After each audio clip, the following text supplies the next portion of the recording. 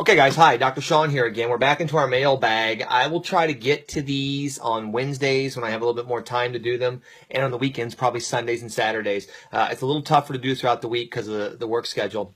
But I've got a really, really good one here, and this is an interesting one. This is very typical of my practice. This is what I see day in, day out, and she's scared. You know, this is a young lady that's a little nervous. She's young. We're talking under 30. And here's what's going on for her. She's dizzy. She has right facial and neck pressure she's noting in her text to us here. Her shoulder drops on the right side. She's having some vision issues a little bit. She's noticing a little bit of a droopy eyelid on another doctor's consultation.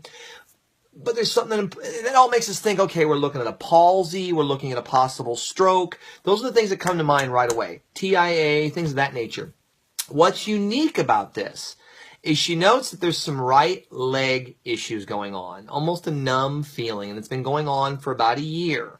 The other stuff she notes has been going on for about 2 years. Now, she's done MRIs, and from what she's written to me, they were negative.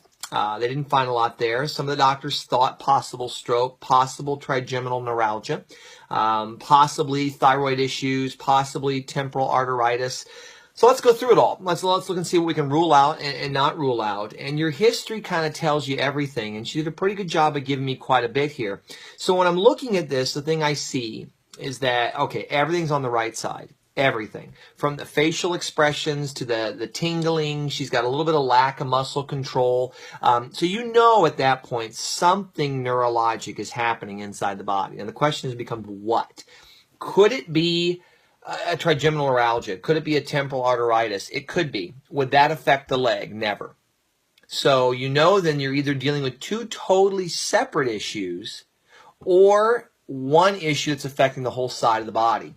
Now, when you start seeing one side body function, you start looking into things that could happen in the brain itself. And that's where stroke, a TIA was a mini stroke for all intents and purposes. Those things could become a player. You don't see them as often in people who are under the age of 40 or so, but they do occur. And so you have to rule that out. A CT in the brain would be a good idea, maybe an MRI, something of that nature. She noted that one of her doctors wants to do a follow-up because they haven't done one in 2 years. I don't think that's a bad idea. In this case, I think, rule out catastrophe. Rule out the bad things. Always get those off the table so you know what you're dealing with. Now, once you're through that, she noted she's got some stomach issues. She has reflux occasionally. She's gained a lot of weight in a very short period of time. So it makes me think that the body's under a lot of stress. And that maybe the thyroid, she thought, could it be involved? But she's had it checked and it was okay. But that endocrine system, remember your body has two ways to respond to things. You have a nervous system that is like sending a text. And then you've got a hormonal system or an endocrine system. It's the same message that the nerve's sending. It just likes to do it by a snail mail. We're going to put a stamp on there and it's going to get there 4 days later. But the information is similar. And so the body has a kind of a backup method for this. In that she's getting kind of everything involved. We're seeing the nerves involved. We're seeing the endocrine system involved. Now we're noting that the digestive system is involved. The musculoskeletal system is involved. You've only got really 10 systems in the body. She's got several of them involved right now. So you got to go looking for where's the fire.